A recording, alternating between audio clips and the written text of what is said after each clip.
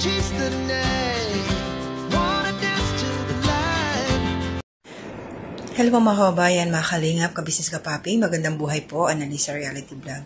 Reaction po muli ako ngayon sa Kabisnes Official. Ito po yung continuation ho, kasi may nabanggit dito si Pinuno Kabisnes about kila Intoy. Pero bago ang lahat, thank you po to my new subscribers, mga silent viewers, commenters, nagla-like, nagsishare, mga hindi po nag-skip ng ads. Maraming salamat po sa suporta ninyo. At shoutout po, meron ho akong last upload nung kaninang umaga o kahapon ng umaga dyan sa Pilipinas.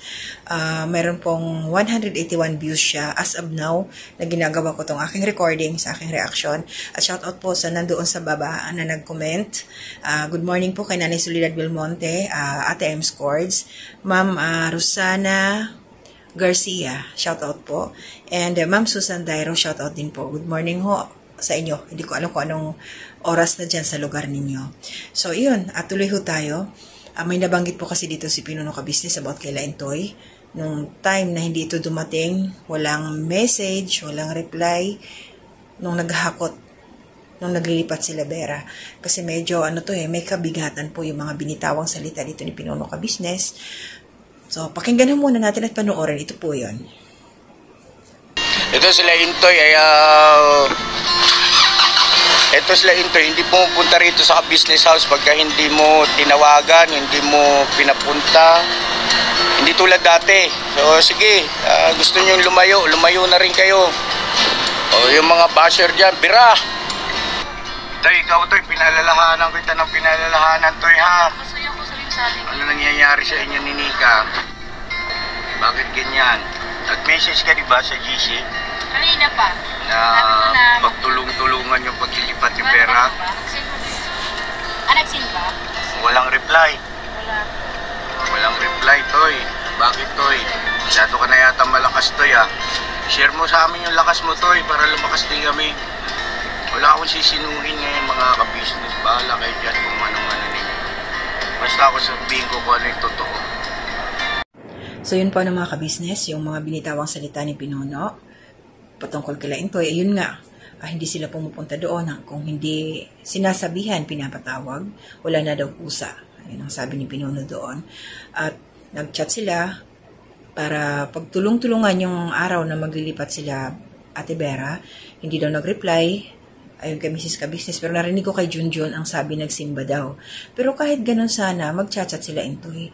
Ipapaalam nila na nandito kami, hindi kami makakatulong kasi magsisimba kami. Napakadaling gawin yun para walang masabi, di ba?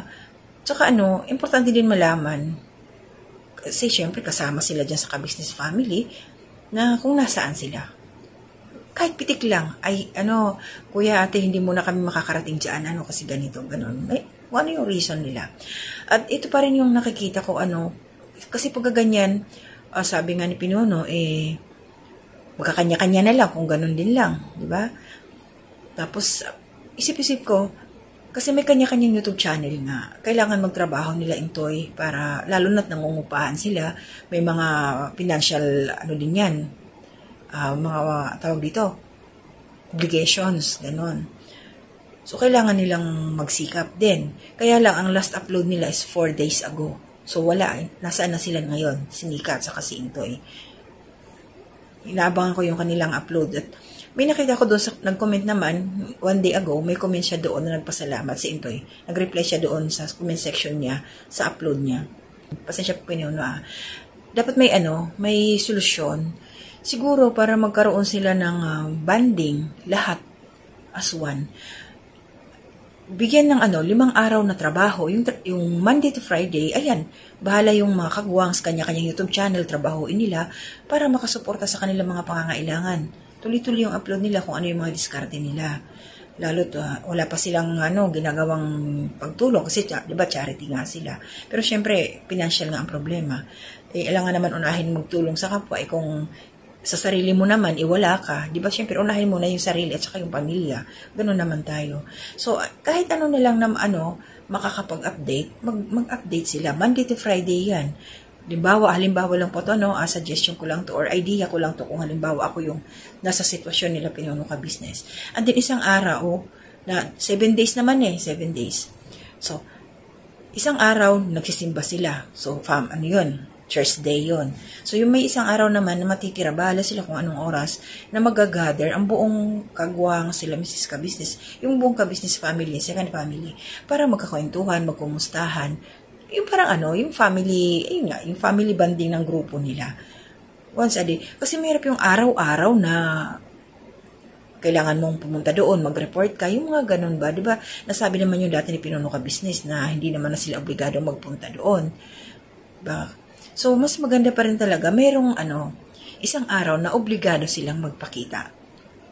Kung mabigat ng isang araw, yung once a week, di bahala sila kung twice a week, magra-report sa Ka-Business, okay, tuwing sweldo, pupunta sila doon kila Pinuno Ka-Business, yung mga ganun ba? Para makapag-focus sila sa kanilang mga YouTube channel, para makapagtrabaho sila.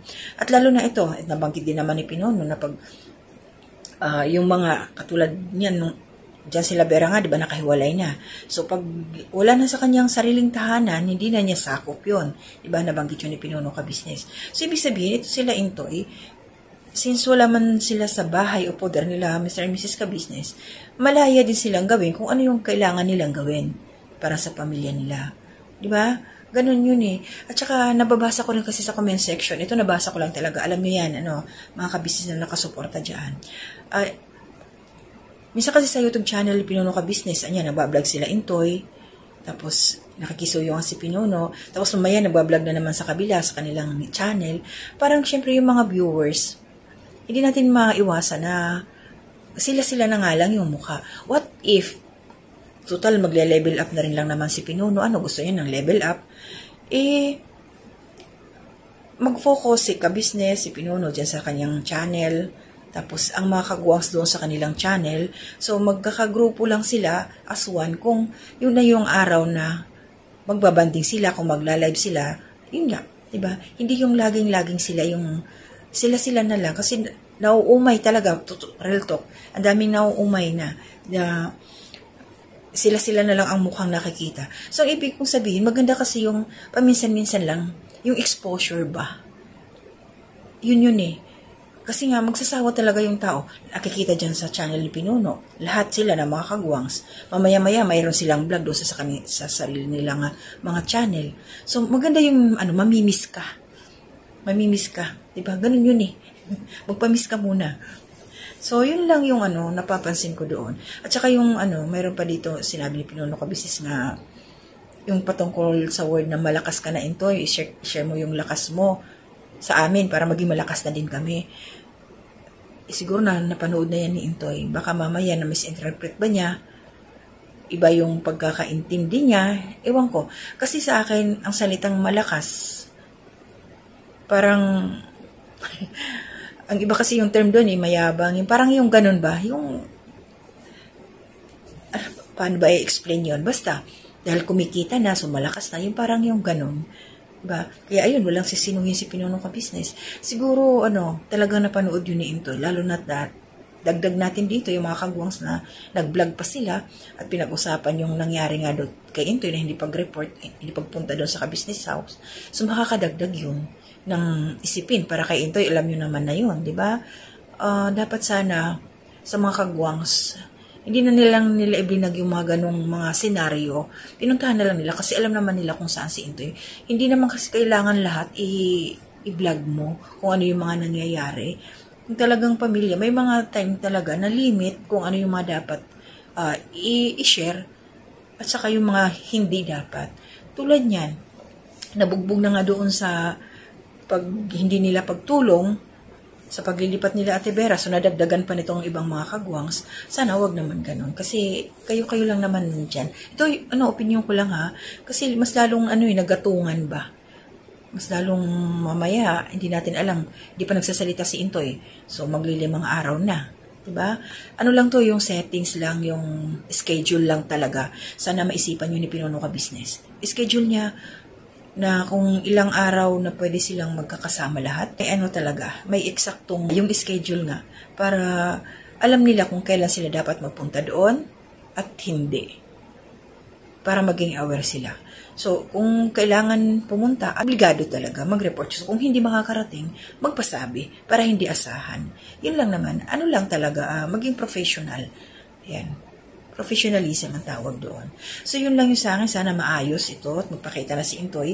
Maglabas siya ng kung ano man ang kanyang rason. Bakit hindi pa siya nagpapakita sila ni Nika. Ano kung hindi ang kanilang naging problema. So, hanggang dito na muna ako. Maraming salamat po. Tuloy-tuloy lang ho tayo. Wala munang shoutout kasi nasabi ko naman kanina, maliban na lang suportahan po natin. Ayan sila ka-Business Official, Papa Dins TV, Mrs. KB Official, ka-Business Family Channel po nila. Mga kasama ko pong reactors sa ka-Business. And then, support din ho natin sila Kuya Bal Santos Matubang, Kalinga Prab, Ate Edna Vlogs, Jack Tapia Matubang, mga karepa reactors na kasamahan ko at mga Kalinga partners. So, yun po. Sana magkaroon ng programa kung ano talaga para hindi magkaroon ng mga conflict, para magkaroon ng kalinawan yung kanilang schedule na hindi magrarambol-rambol, hindi yung kung kailangan saka lang pupunta o kailangan papatawag yung mga ganun, dapat talaga mayroong schedule fixed. Yun po yung akin, fixed talaga. Opinion ko lang ho yun, kasi mahirap yung malay mo, may ginagawa yung mga tao. Tapos biglang kailangan. So, iba pa rin talaga yung nakaset yung isip mo. Sa ganitong araw, ganitong oras, kailangan kong pumunta doon kasi may obligasyon ako na kailangan kong harapin. Yung mga ganun ba? Hindi yung naka-float ka lang. Kailangan naka-arrange, naka-ayos, naka-set up. Diba? So, ingat po tayong lahat. Shoutout po sa lahat ng mga nakasuporta. Salamat po sa inyo. Hanggang dito na muna. Love lang po. To God be the glory.